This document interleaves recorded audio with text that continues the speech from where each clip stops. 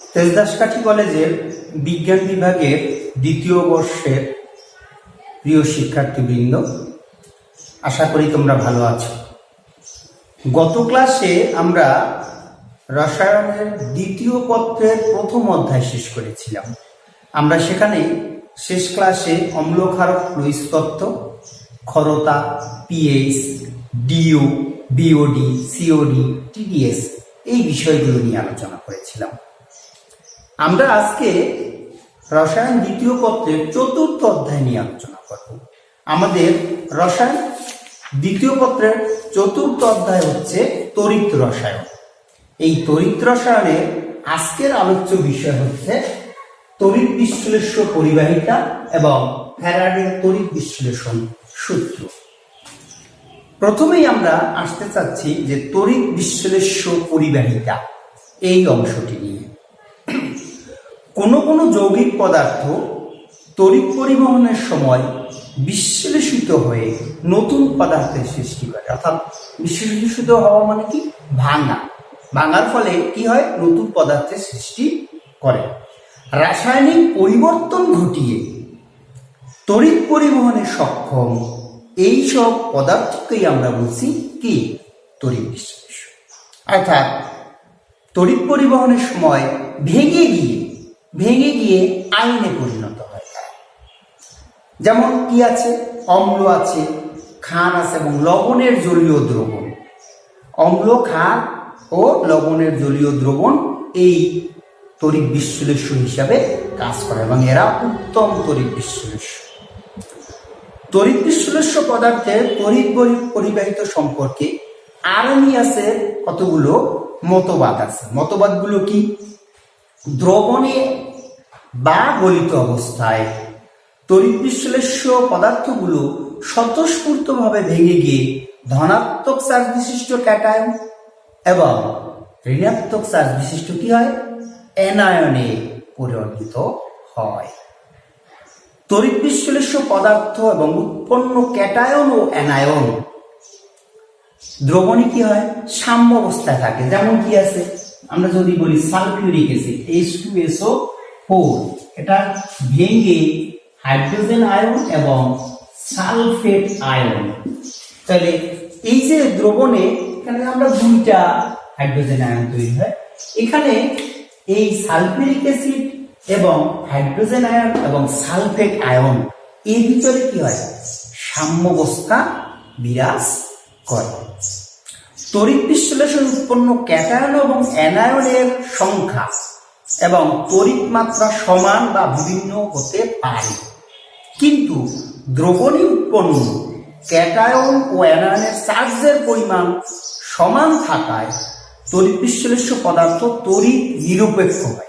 তাহলে এই তড়িৎ বিশ্লেষ্য পদার্থগুলো কি হয়, তড়িৎ নিরপেক্ষ হয়। কারণ কি, ক্যাটায়ন বা অ্যানায়নের সংখ্যা এবং তড়িৎ মাত্রা সমান বা ভিন্ন হতে পারে, কিন্তু দ্রবণে উৎপন্ন কি বলছে, ক্যাটায়ন ও অ্যানায়নের চার্জের পরিমাণ। দেখো এখানে 2- এখানে কিন্তু 2+, চার্জের পরিমাণ সমান থাকায় কি হয়, তড়িৎ বিশ্লেষ্য পদার্থ কি হয়, তড়িৎ নিরপেক্ষ থাকে।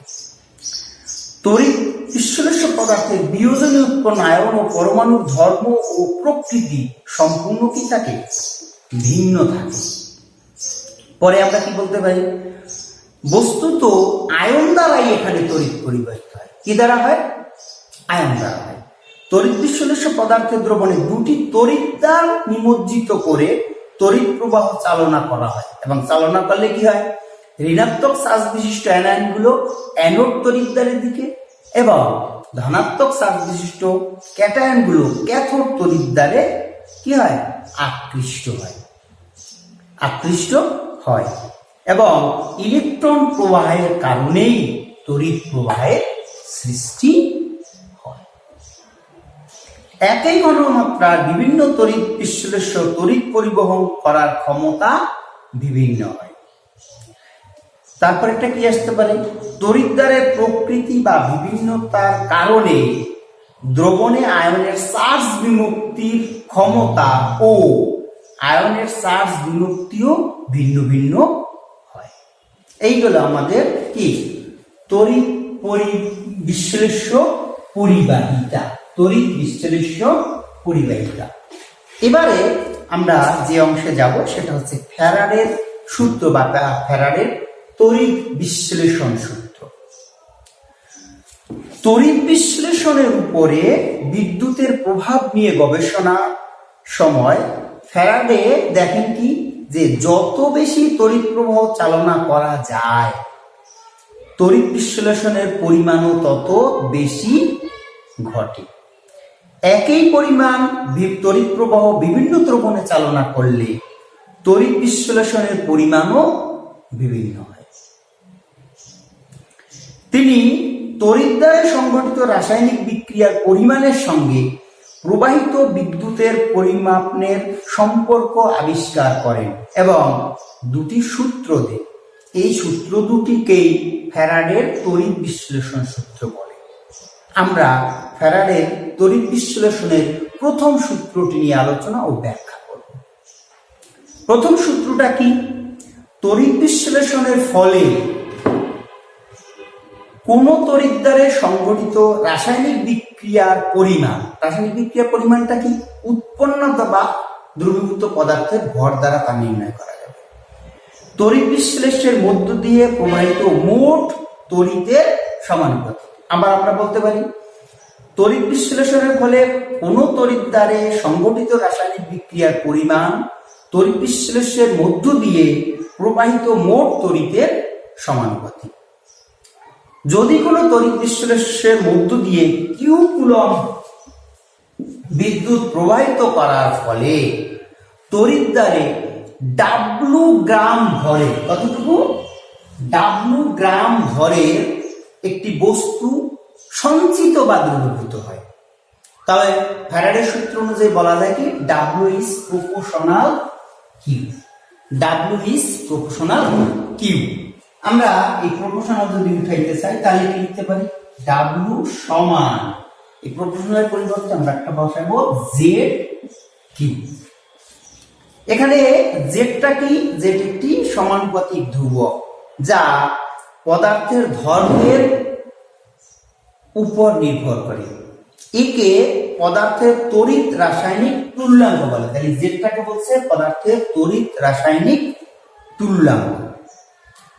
এখন এইটাকে আমরা একটা 1 নং সমীকরণ দিলাম। উক্ত তড়িৎ বিশ্লেষণের মধ্য দিয়ে আই এম্পিয়ার বিদ্যুৎ যদি টি সময় ধরে প্রবাহিত করা হয় তাহলে আমরা বলতে পারি কিউ সমান আইটি। কিউ সমান আইটি। কিউ সমান আইটি। এখন 1 নং সমীকরণে যদি আমরা কিউ এর মানটা বসাই, এই কিউ এর মানটা যদি 1 নং সমীকরণে বসাই তাহলে ডাব্লিউ সমান কি? Z I T. ডাব্লিউ সমান জেড আই টি। এটাকে বললাম না 2 নং সমীকরণ। যদি আই সমান 1 হয়, আই যদি 1 হয় এবং টি এর মানও যদি 1 হয়, অর্থাৎ 1 সেকেন্ডে 1 এম্পিয়ার বিদ্যুৎ প্রবাহ করা হয়, আই সমান 1 এম্পিয়ার, টি হলো 1 সেকেন্ড, অর্থাৎ 1 সেকেন্ডে 1 এম্পিয়ার বিদ্যুৎ প্রবাহিত করা হয়, তাহলে ডাব্লিউ সমান জেড। ডাব্লিউ সমান জেড। অর্থাৎ কি বলা যায়? কোন তড়িৎ বিশ্লেষক পদার্থের মধ্য দিয়ে 1 কুলম্ব বিদ্যুৎ প্রবাহিত করলে 1 এম্পিয়ার বিদ্যুৎ 1 সেকেন্ড যাবত প্রবাহিত করলে তড়িৎ দ্বারে যে পরিমাণ ভর সঞ্চিত বা দ্রবীভূত হয় তাকে বলবো আমরা তড়িৎ রাসায়নিক তুল্যাঙ্ক। এটা গেল আমাদের তড়িৎ ফ্যারাডের প্রথম সূত্রের গাণিতিক ব্যাখ্যা। এখন একটা বিষয় আছে, ফ্যারাডের ধ্রুবক কাকে বলে? প্রতি মোল ইলেকট্রন প্রবাহ দ্বারা যে পরিমাণ চার্জ উৎপন্ন হয় তাকে ফ্যারাডের ধ্রুবক বা 1 ফ্যারাডে বলা হয়। একে এফ দ্বারা সূচিত করা হয়। কি দ্বারা সূচিত করা হয়? ফ্যারাড ধ্রুবককে এফ দ্বারা, ক্যাপিটাল এফ।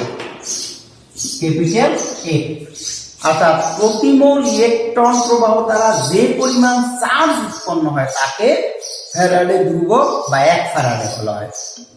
1 ফ্যারাডের মান কত?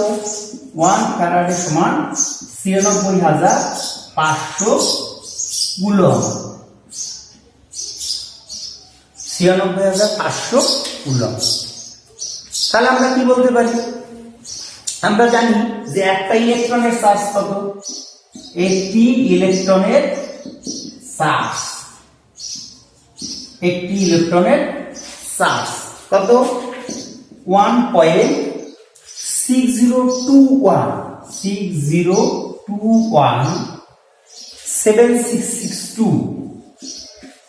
গুণ 10⁻19 কুলম। তাই একটা ইলেকট্রনের চার্জ এটা। আর 1 মোল ইলেকট্রন, 1 মোল ইলেকট্রন সমান কত? 6.023 ইন্টু 10⁻23 হ্যাঁ, এতটি ইলেকট্রন। তাহলে একটি ইলেকট্রন সমান 1 মোল ইলেকট্রন সমান এতটি ইলেকট্রন। এখন আমরা কি বলতে পারি? 1 মোল ইলেকট্রনের চার্জ। তাহলে 1 মোল ইলেকট্রনের চার্জ সমান কি হবে? তাহলে 1.602176 10⁻19 গুণ 6.023 10⁻23। এইটা গুণ করলেই দাঁড়ায় 96,500 কুলম। 96,500 কুলম। পরীক্ষা দ্বারা এটা প্রমাণিত হয় যে 1 গ্রাম তুল্য ওজন পরিমাণ কোনো বস্তুকে দ্রবীভূত করতে বা সঞ্চিত করতে এই 96,500 কুলম বা 1 ফ্যারাডে বিদ্যুতের প্রয়োজন হয়। সুতরাং 1 মোল পরিমাণ যে কোনো বস্তুকে সঞ্চিত বা দ্রবীভূত করতে প্রয়োজনীয় বিদ্যুতের পরিমাণ কি হবে? তাহলে n গুণ f। n গুণ f। এখানে n হচ্ছে আয়নের যোজ্যতা এবং f হচ্ছে ফ্যারাডে ধ্রুবক। যেমন কি বলতে পারি যে 1 মোল সিলভার আয়ন দ্রবীভূত করতে 1 ফ্যারাডে বিদ্যুৎ প্রবাহিত করতে হবে। 1 মোল সিলভার আয়ন, 1 মোল সিলভার আয়ন, তাহলে একে প্রবাহিত করতে লাগবে 1 ফ্যারাডে। 1 মোল আমরা যদি বলি কপার, তাহলে 2 প্লাস, তাহলে এটা দ্রবীভূত করতে লাগবে 2 ফ্যারাডে। 2 ফ্যারাডে।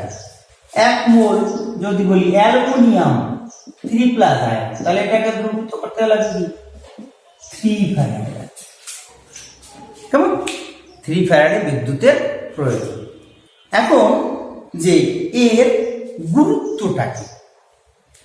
ফ্যারাডের প্রথম সূত্রের গুরুত্বটা কি? ফ্যারাডের প্রথম সূত্রের সাহায্যে আমরা বিভিন্ন পদার্থের তড়িৎ রাসায়নিক তুল্যাঙ্ক নির্ণয় করতে পারবো। আর কি পারবো? জানা পরিমাণ বিদ্যুৎ প্রবাহিত করলে দ্রবীভূত বা সঞ্চিত পদার্থের পরিমাণ কতটা সেটা আমরা নির্ণয় করতে পারবো। এখন আসো আমরা যেটা করবো যে ইলেকট্রনের চার্জ হিসাব করবো। এই ফ্যারাডের সূত্রের সাহায্যে ইলেকট্রনের চার্জ হিসাব করবো। কিভাবে করবো? আমরা জানি যে একযোজি 1 মোল আয়নকে চার্জ মুক্ত করতে 1 ফ্যারাডে বিদ্যুতের প্রয়োজন। ফ্যারাডের প্রথম সূত্র থেকে আমরা পাই 1 মোল ইলেকট্রনের চার্জ, 1 মোল ইলেকট্রনের চার্জ সমান কি হবে? n গুণ e সমান 1 ফ্যারাডে সমান কত? 96,500 কুলম। সিধা আমরা লিখতে পারি। এখানে এনটা কি? এন হচ্ছে অ্যাভোগাড্রো সংখ্যা আর ই হচ্ছে ইলেকট্রনের চার্জ। তাহলে ইলেকট্রনের চার্জ সমান কি বলতে পারি? F by F by N। ইলেকট্রনের চার্জ সমান কি হবে? F by N। এখন F কত? 96,500 কুলম। 96,500 কুলম। আর N কি? অ্যাভোগাড্রো সংখ্যা 6.023 10⁻23। কত দাঁড়ায় তাহলে? এখানে দাঁড়ায় 1.602 গুণ 10 ইনভার্স 19, একটু আগে যেটা আমরা লিখেছিলাম কুলম্ব। তাহলে একটি ইলেকট্রনের চার্জ কত? 1.602 ইন্টু 10 ইনভার্স 19 কুলম্ব। এখন এই ফ্যারাডের সূত্রটা আমরা কোথায় প্রয়োগ করব? প্রযোজ্যতা কোথায়? ফ্যারাডের সূত্রের প্রযোজ্যতা বা প্রয়োগ কোথায়? এক, ফ্যারাডের সূত্র তড়িৎ বিশ্লেষ্য দ্রবণে ও গলিত তড়িৎ বিশ্লেষ্যের ক্ষেত্রে সমানভাবে প্রযোজ্য। কি আছে? যে ফ্যারাডের সূত্র তড়িৎ বিশ্লেষ্য দ্রবণে এবং গলিত তড়িৎ বিশ্লেষ্য। যেমন তড়িৎ বিশ্লেষ্য দ্রবণ কি হতে পারে? সোডিয়াম ক্লোরাইডে আমরা বলছি তড়িৎ বিশ্লেষ্যের পরিবাহিত আলোচনার সময় আমরা উদাহরণ বলছিলাম যে বিভিন্ন অম্ল, ক্ষার বা লবণের জলীয় দ্রবণ, যেমন কি সোডিয়াম ক্লোরাইডের দ্রবণ অথবা সোডিয়াম ক্লোরাইড যদি গলাই আমরা, গলিত সোডিয়াম ক্লোরাইড, দুইও ক্ষেত্রে কিন্তু ফ্যারাডের সূত্রটা প্রযোজ্য। ফ্যারাডের সূত্রের উপর চাপ ও দ্রবণের ঘনমাত্রা বিশেষ কোনো প্রভাব নাই, তবে তাপের প্রভাব আছে। উত্তপ্ত অবস্থায় তড়িৎ বিশ্লেষ্যের পরিবহন সহজ হয়। উত্তপ্ত করলে অর্থাৎ শীতল অবস্থায় যতটুকু পরিবাহিত হবে, উত্তপ্ত অবস্থায় তার চেয়ে বেশি বিদ্যুৎ প্রবাহিত হবে। আর এক্ষেত্রে তাহলে আমরা কি তড়িৎ বিশ্লেষণের মধ্য দিয়ে যখন বিদ্যুৎ প্রবাহিত হয় তখন দ্রবণটি যদি উত্তপ্ত থাকে তাহলে কি তড়িৎ বিশ্লেষ্য মধ্য দিয়ে পরিবহন সহজ হয়। কিন্তু এই ফ্যারাডের সূত্রেরও আবার সীমাবদ্ধতা আছে। কি সীমাবদ্ধতা আছে? যে ফ্যারাডের সূত্রে কেবলমাত্র তড়িৎ বিশ্লেষ্য পরিবাহীর বেলায় প্রযোজ্য, ইলেকট্রনীয় পরিবাহীর বেলায় প্রযোজ্য নয়। যেমন কি ধাতব তারের ভিতর থেকে যখন বিদ্যুৎ প্রবাহিত হয় সেটা হচ্ছে ইলেকট্রনীয় পরিবাহী। ধাতব তার যেমন কপারের তার, অ্যালুমিনিয়ামের তার এগুলোর ভিতর থেকে বিদ্যুৎ প্রবাহিত মানে ইলেকট্রনীয় পরিবাহী। এই ক্ষেত্রে ফ্যারাডের সূত্র প্রযোজ্য নয়। এটা শুধুমাত্র কোথায়? তড়িৎ বিশ্লেষ্য পরিবাহীর ক্ষেত্রে প্রযোজ্য। কারণ কি? এক্ষেত্রে কোনো জারণ বিজারণ ঘটে না। কোন ক্ষেত্রে ঘটে না? তড়িৎ বিশ্লেষণের ক্ষেত্রে ঘটে, কিন্তু ইলেকট্রনীয় পরিবাহীর বেলায় কোনো জারণ বিজারণ ঘটে না। তাহলে তো ফ্যারাডের সূত্র সেখানেই কাজ করবে যেখানে জারণ বিজারণ বিক্রিয়াটি ঘটবে। দুই, যেসব ক্ষেত্রে শতভাগ তড়িৎ বিশ্লেষ্য পদ্ধতিতে তড়িৎ প্রবাহিত হয় সেসব ক্ষেত্রে ফ্যারাডের সূত্র শতভাগ প্রযোজ্য। তাহলে শতভাগ তড়িৎ বিশ্লেষ্য পদ্ধতিতে তড়িৎ প্রবাহিত হয়, যেমন কি গ্যালভানাইজিং, ইলেকট্রোপ্লেটিং, এই সকল ক্ষেত্রে কি হয়? তড়িৎ বিশ্লেষ্য পদ্ধতিতে তড়িৎ প্রবাহিত হয়। এই ক্ষেত্রে এই ফ্যারাডের সূত্রটি প্রযোজ্য। তড়িৎ বিশ্লেষণের মধ্যে তড়িৎ প্রবাহের ফলে একই সাথে একাধিক বিক্রিয়া সংঘটিত হলে ফ্যারাডের সূত্র গণনায় ত্রুটি দেখা যায়। যেমন আমরা যদি 2-3টা তড়িৎ বিশ্লেষ্য একত্র করে তার ভিতরে বিদ্যুৎ প্রবাহিত করি তাহলে সবগুলোই তড়িৎ বিশ্লেষ্য কি হবে? নিজ নিজ আয়নে বিভক্ত হবে। কিন্তু সেই ক্ষেত্রে আমরা যে এই যে একাধিক বিক্রিয়া সংঘটিত হওয়ার ফলে এই ফ্যারাডের সূত্র গণনায় কি হবে? ত্রুটি দেখা যাবে। তো আমরা এতক্ষণ এই বিষয়গুলো নিয়ে আলোচনা করলাম। এর উপরে কিছু অঙ্ক আছে, তোমরা বাড়িতে সেগুলো দেখার চেষ্টা করবা। প্রিয় শিক্ষার্থীবৃন্দ, এর পরের ক্লাসে আমরা জারণ বিজারণ, এই অধ্যায় থেকেই জারণ অর্ধবিক্রিয়া, বিজারণ অর্ধবিক্রিয়া, তড়িৎদ্বার বিভব, এই বিষয়গুলো নিয়ে আলোচনা করব। তোমরা আজকের ক্লাসে যতটুকু আলোচনা করেছি সেটুকু ভালোভাবে আয়ত্ত করার চেষ্টা করো। কোনো ধরনের যদি সমস্যা মনে হয়, যদি কোনো প্রশ্ন থাকে, সেগুলো তোমরা কমেন্ট আকারে লিখো, আমি যথাসম্ভব উত্তর দেওয়ার চেষ্টা করব। তোমরা সবাই ভালো থাকো, সুস্থ থাকো এবং নিরাপদে থাকো। পড়াশোনা ভালোভাবে করো, এই আশা রেখে আজকের ক্লাস এখানেই শেষ করছি। ধন্যবাদ তোমাদের সবাইকে।